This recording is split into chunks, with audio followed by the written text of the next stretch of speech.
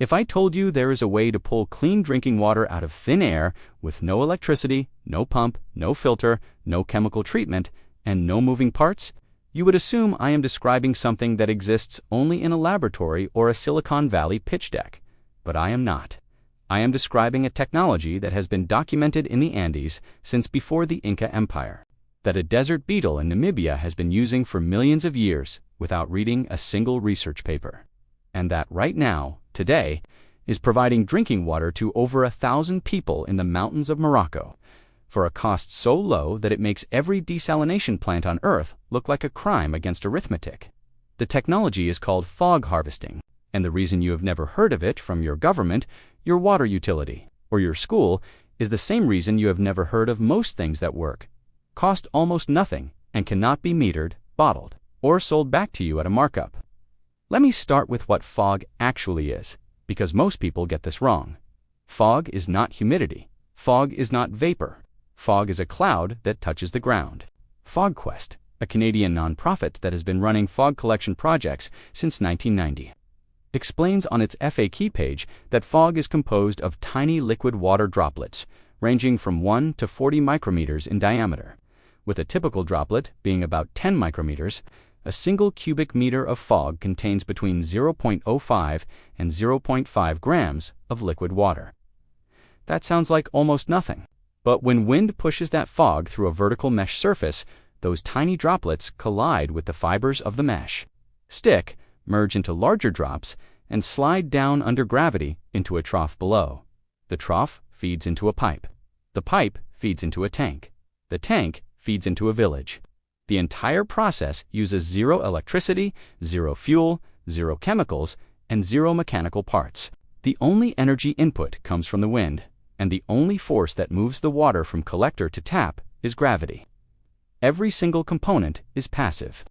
The first recorded attempt to study this phenomenon scientifically happened in South Africa between 1901 and 1904, but the practice itself is far older.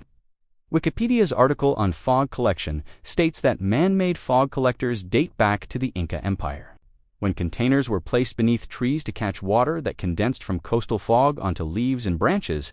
In the 1960s, Peru's National Meteorological and Hydrological Service, SINAMHI, began cooperating with private researchers to test fog collection at sites including Lecce Pasamayo and Cerro Campana.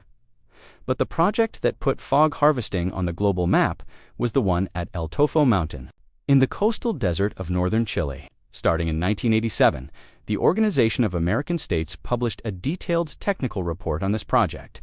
50 fog collectors were installed on El Tofo, each one a flat rectangular panel of racial polypropylene mesh measuring 48 square meters. Mounted on 2 wooden posts at a height of 2 meters, positioned perpendicular to the prevailing wind, the mesh was a double layer of black polypropylene with 35% coverage, meaning 35% of the surface was solid fiber and the rest was open space. This ratio extracts about 30% of the water from the fog that passes through it. The OAS report states that average collection at El Tofo was 3 liters per square meter of mesh per day, but the system peaked at far higher rates.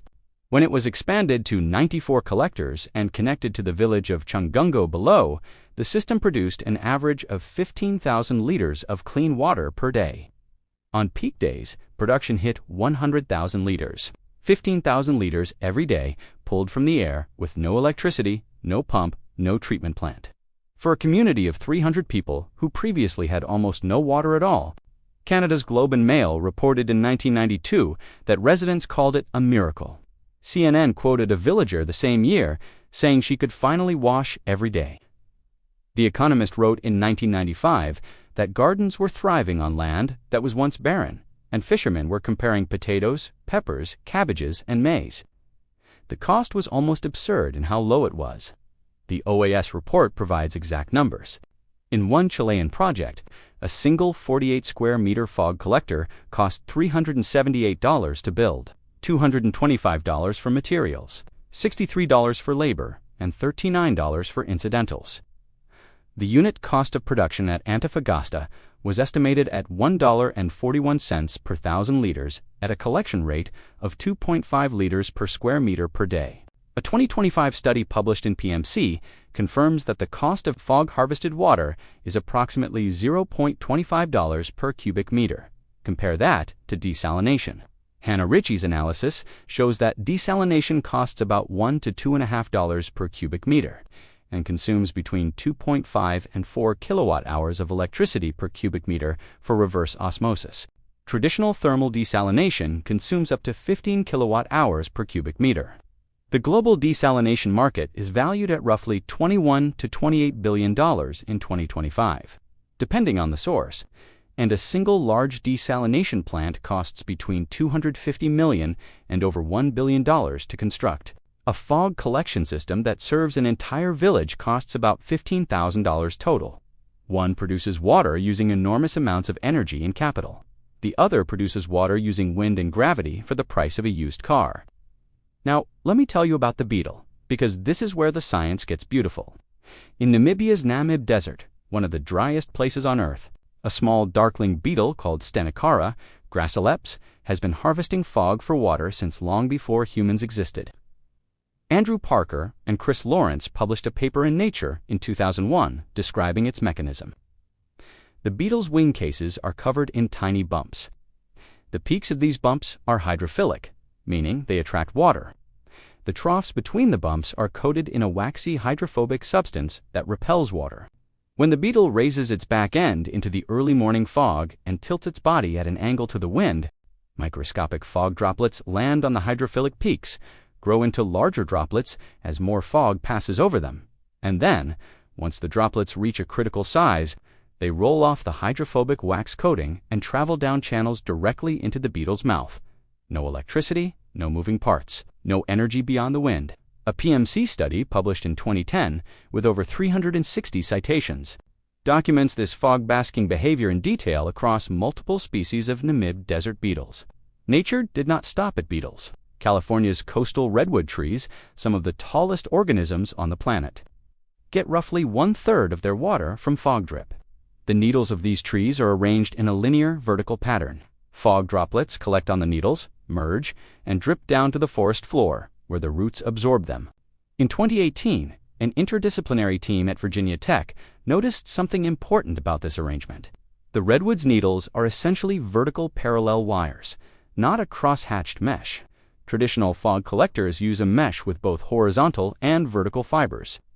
Virginia Tech's Brooke Kennedy and Jonathan Baraico designed a fog harp, a collector that replaces the traditional mesh with parallel vertical wires only. Their paper, published in a CS Applied Materials and Interfaces, demonstrated that the fog harp collected 3 times more water than traditional mesh of comparable wire diameter. Virginia Tech's own news release explains why.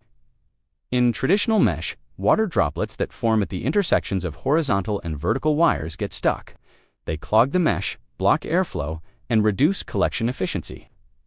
In a fog harp with only vertical wires, droplets slide straight down under gravity. The mesh never clogs, airflow is never interrupted, and collection continues unimpeded. The researchers built a 3-foot by 3-foot prototype with 700 vertical wires for field testing. The implication is enormous. A fog harp, using the same amount of material as a traditional fog collector, could produce 3 times the water. But the story of Chungungo is also a story of what happens when a technology that works gets abandoned.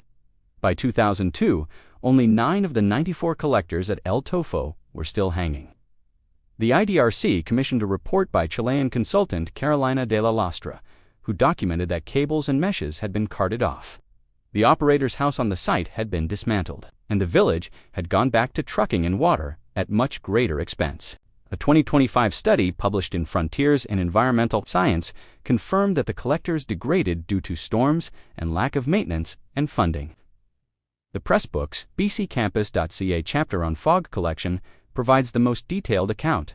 It quotes University of Guelph professor Jorge Neff, explaining that villagers were not involved in any significant way in the project's origins and development, and were inadequately informed about the economics of water supply. Robert Schemenauer, one of the original project designers and president of FogQuest, pointed out that the simplest solution to supply problems caused by the town's population tripling would have been to add more collectors and expand the reservoir. There is essentially no limit, he said, to the number of fog collectors you can put up there. You can put 10 times, 20 times, 50 times what there is now. Instead, community leaders lobbied for a $1 million pipeline from the Los Coros River, 20 kilometers away. This pattern repeated globally. Frontiers in Water published a comprehensive 2021 peer-reviewed study analyzing the research, history, and functional systems of fog water harvesting. The study documents projects that stopped or stalled in Chile, Nepal, Dominican Republic, Ecuador, Yemen, Guatemala, and Haiti. The reasons listed are lack of community engagement, insufficient funding, weak local stakeholder management, failure to maintain equipment, and social instability. Notice that not a single one of those reasons is technical. Nobody said the collectors did not work. Everybody said the money stopped, the support stopped, and the mesh was never replaced. Meanwhile, the projects that received sustained support have produced extraordinary results. In Guatemala, FogQuest began installing fog collectors in Toshquilla and La Ventosa in the Cuchumatanes Mountains in 2005. A FogQuest technical paper by Robert Cheminauer documents that 42 large fog collectors, with about 1,400 square meters of collecting surface, produced approximately 7,000 liters of fog water per day during the 6-month dry season. That project has been running for over 12 years with community management. In Morocco, Darcy Hamed built the world's largest operational fog collection system in 2015 on Mount Boutmezguida in the Anti-Atlas Mountains. The system uses cloud fisher technology developed by Aquilonis in partnership with the Technical University of Munich. Aquilonis's website states that cloud fisher nets withstand winds up to 120 kilometers per hour and harvest up to 22 liters per square meter per day. The system supplies water to approximately 1,000 rural villagers.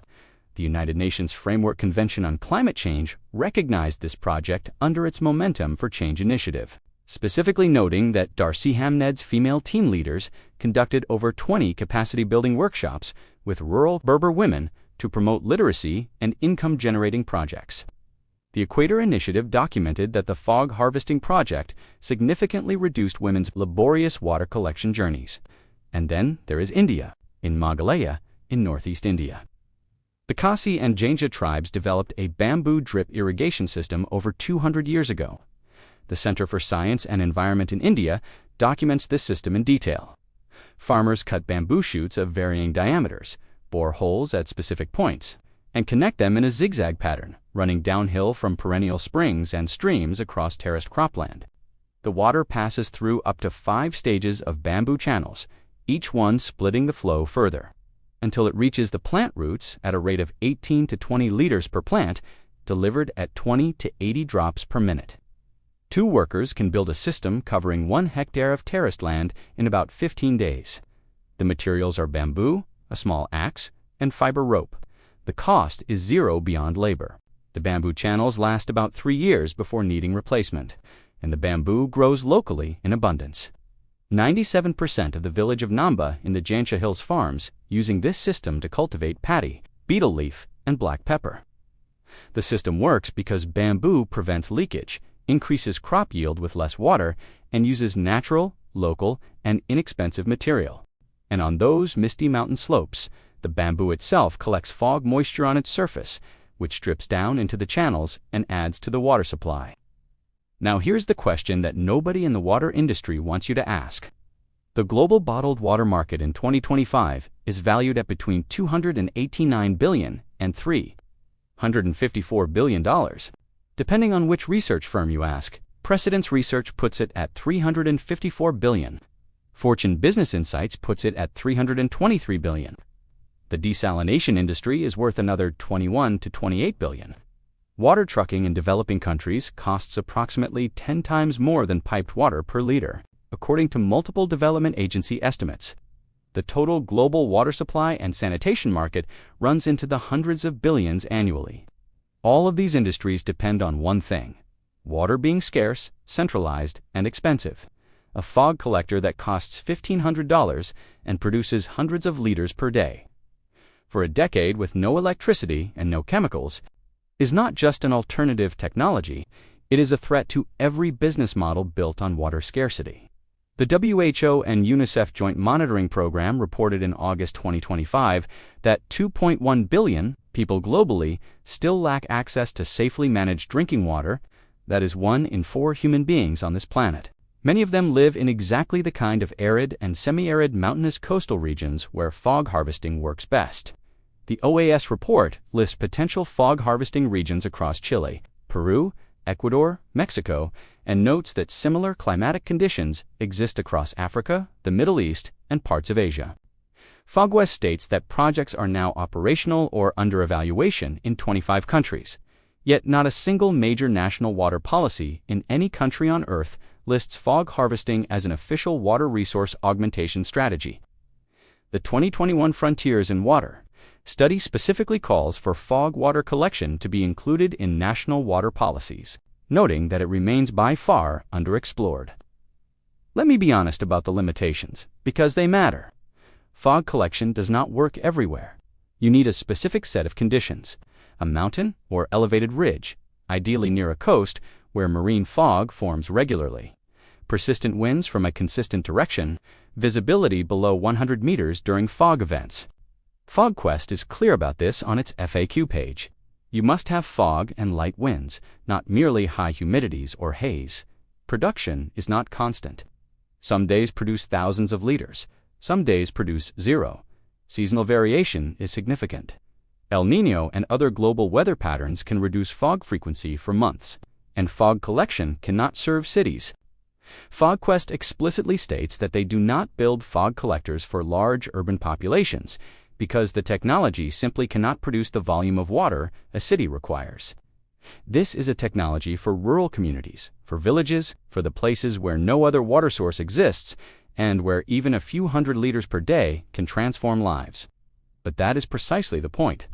The places where fog collection works best are the places where bottled water costs the most, where trucking water costs the most, where desalination is impossible because there is no power grid, and where children, mostly girls, walk hours each day to fetch water from distant sources. In those places, a $1,500 fog collector that produces 3 to 22 liters per square meter per day for a decade, with maintenance that consists of inspecting cables and occasionally replacing mesh, is not a second-rate technology. It is the only technology that makes any sense at all. Physics has not changed since the Inca placed bowls beneath dripping trees. Fog is still liquid water suspended in air. Wind still pushes it. Mesh still catches it. Gravity still pulls it down. A beetle in the Namib desert still drinks from the fog every morning, using bumps on its back that cost nothing and never break. Redwood trees still get a third of their water from fog drip, using needles that nobody manufactured. Virginia Tech proved in 2018 that vertical wires catch 3 times more water than mesh. Morocco proved in 2015 that a community-managed fog system can serve 1,000 people. Guatemala proved over 12 years that community ownership makes these systems last. And the OAS proved in the 1990s that the cost of fog water is $1.41 per 1,000 liters. The question is not whether fog harvesting works. That was answered 40 years ago. The question is why 2.1 billion people still do not have safe water when the air above their heads is full of it. The mesh to catch it costs $378, and gravity will deliver it to their door for free. The answer is the same answer it always is. Nobody makes money when water falls from a net into a bucket. Nobody gets a contract. Nobody sells a filter. Nobody meters the fog. And so, nobody tells you about it.